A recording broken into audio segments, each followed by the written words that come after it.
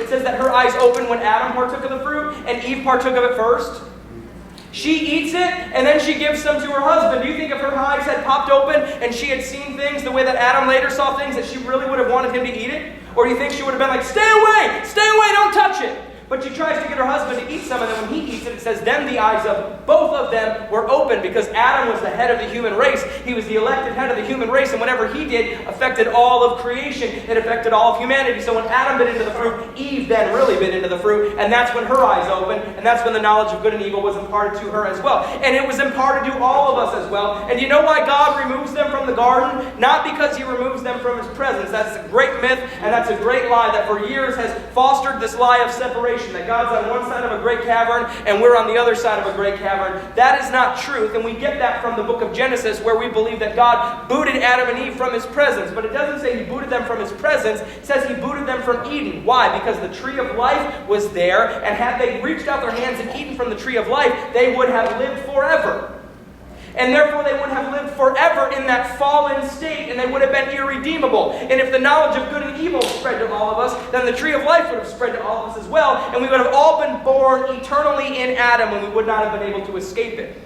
But God allows death to run its course. Why? So that these souls are locked up in Sheol, which is not hell. It was just where the righteous and the wicked went under the Old Testament, because Jacob is there, Hezekiah is there, and also the wicked are there. Job longed for it. Sheol never meant hell. Sheol was where departed soul, it just means to be hidden and to be in a place of sleep and slumber after death. And so Jesus goes into Sheol. He goes into the heart of the earth, according to Peter, and He preaches to the souls in prison. And then according to Ephesians 4:11, He takes them with Him to His Father. See, had God left men in Eden, they would have eaten from the tree of life, and they would have never had that opportunity. But since He let death run its course, He was able to redeem all of those who died in Adam. And we think the Garden of Eden, we think being locked out of the Garden of Eden is judgment, but it's mercy. Come on now. It wasn't separation from His presence, because if you read the story right, God goes with them. And a few decades later, He's still hanging out with them when Cain and Abel are offering sacrifices. Come on now. Jesus. Where in the world was I going? I don't know. Yeah, one God, one mediator between God and men. There's one God and there's one mediator between God and men. See, we were all in Adam. We were all in the body of Adam when he sinned. So what he did, we did. Just like you remember the story where Abraham tithes to Melchizedek, right? Abram tithes to Melchizedek, and the Levitical priesthood comes from Abraham's lineage, right? And so the writer of Hebrews tells us that symbolically the tribe of Levi tithes to Melchizedek through Abraham. Why? Because Levi was in the body of Abraham when Abraham tithed to Melchizedek. And that's the same thing with Adam. We were in Adam when Adam did what he did, and therefore what Adam did spread to us all. But the greater reality is that Adam was just a prototype of the one who was to come, Jesus Christ. So when Jesus Christ becomes a man, it's not just that he had to become a man so he could live on the earth legally, because the Spirit can't live on the earth legally. It means when he became a human being, he embedded himself into our reality, and he represented all of us. He was the elected one. He was the head of the human race, the last Adam. And even as we were all in the body of Adam and Eden, so we were all in the body of Jesus Christ when he walked this earth, and he did for us what we could not do on our own. He perfectly kept the law so we wouldn't have to. Come on. Amen. He dies. Why? Because when he dies, he puts to death everything that we were. And his death was our death. We died to sin, not when we wake up every morning and say, I'm going to die to sin today. We died to sin 2,000 years ago when Jesus breathed his last on the cross, because God made him who knew no sin to be sin for us, so that in him we might become the righteousness of God. So when Jesus Christ took sin upon his physical frame and it died, our sins died as well. So we're not just positionally righteous. We are altogether righteous because sin died in the body of Jesus Christ. And guess what else? When Jesus rises from the grave, we rise with him, because Peter tells us that we were born again into a living hope through the resurrection of Jesus Christ from the dead. You're not born again when you walk an aisle and bend your knee and repeat after me. You were born again when Jesus rose from the grave 2,000 years ago. It's objectively true of all men. Not every person has subjectively stepped into that reality and experienced it for themselves, but it is still objectively true for all men, because the resurrection is the born again experience. Likewise, why? Because we were all in the body of Jesus Christ. Well, 40 days after his resurrection, what does he do? He ascends. And when he ascends, he does not leave his physical frame behind, sizzling like bacon on a griddle. He takes it with him to his Father, meaning that we were still in him when he ascended.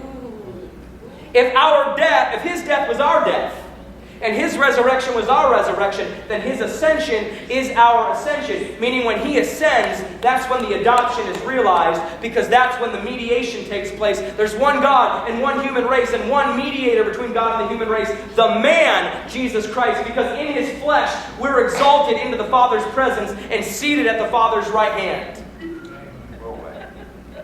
Check this out, guys. John chapter 20, verses 15 through 17. This is on the morning of resurrection. And Jesus hears Mary weeping outside the tomb because she can't find the body of her Lord. And Jesus asks her, "Woman, why are you crying? Who is it you are looking for?" And thinking he was the gardener, she said, now let's pause and let's ask ourselves, do you think that she mistook him as being the gardener just on accident? Or do you think that bears a little bit of significance? What was Adam? He was a gardener. He was placed in the garden to work it and to tend it. And here is Jesus on the morning of resurrection, representing the fact that everything's been reset. The last Adam has done and is continuing to do his job. She didn't just mistake him for the gardener. He really was, because he is the reality of what Adam was just a type and a shadow of. She mistakes him for a gardener. Why? Because he's undoing the work of Adam and he's establishing God's dream in the earth. Whew! Thinking he was the gardener, she said, "Sir, if you have carried him away, tell me where you have put him, and I will get him." And Jesus said to her, "Mary." And she turned towards him and cried out. She cries out, "Teacher." So you gotta, when Jesus says your name, he can say your name the way no one else can say it. That's right. When he identifies her as woman, she doesn't bat an eyelash, but when he says Mary, she knows. You got to know what it sounds like when the Lord calls her name. Woo! Listen now. She says, "Teacher!" And she goes for him because that's the one she was looking for. And then verse 17, Jesus says, "Do not touch me." Now, I've heard for years people say, well, that's because the high priest, if he was touched by a woman on his way into the inner court on the Day of Atonement, he wouldn't have been able to do it, and everything would have been undone, and everything would have been ruined. And here's Jesus about ready to go into the heavenly tabernacle and present his blood. And if he would have been touched by a woman, all the good he did would have been undone. Do you really think something as insignificant as the touch of a woman could undo the work of the cross? That is so stupid. I hate so much of this charismatic, ridiculous folklore we've got that makes the work of Christ seem so impotent that something as insignificant as the touch of a woman can drain it of all its power. Come on.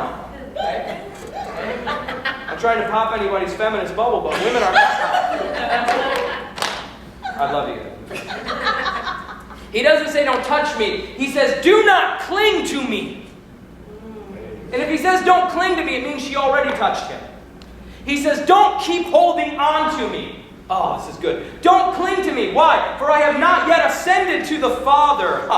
Go instead to my brothers. He doesn't say my disciples. He says, go instead to my brothers and tell them I am ascending to my Father and your Father, to my God and now your God. Do you see what's going on here? The last Adam comes out of the tomb, the gardener, and Mary turns around and she's like, "Teacher," and she grabs him and Jesus says, "Don't hold on to me like this. Don't hold on to me just in resurrected form, because the finished work of Christ, it doesn't end with resurrection. It continues on into ascension. And if you can have the risen Christ, then you can have the born again experience. But it's through ascension that he becomes your Father. It's through ascension that you become his brothers. It's through ascension that you go past disciple and you become the brethren of our Lord Jesus Christ. It's through ascension that he becomes not just Jesus, Father, but your Father. Not just Jesus, God, but your God. It was the ascension that accomplished the adoption. And Jesus said to her, don't hold on to me in this form. Don't cling to me just in this form. There's more to it than this. And for years,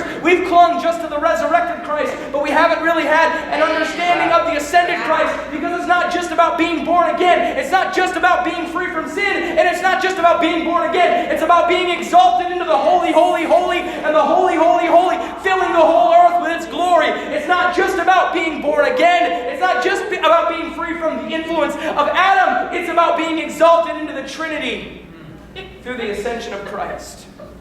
Come on, man. Don't cling to me like this, because I haven't yet ascended. But go not to my disciples, but go to my brothers, because I'm about to accomplish something that brings them into the family unit. And tell them I'm going to my Father and your Father. A whole new reality is going to come into play once I ascend, because that's going to be your adoption.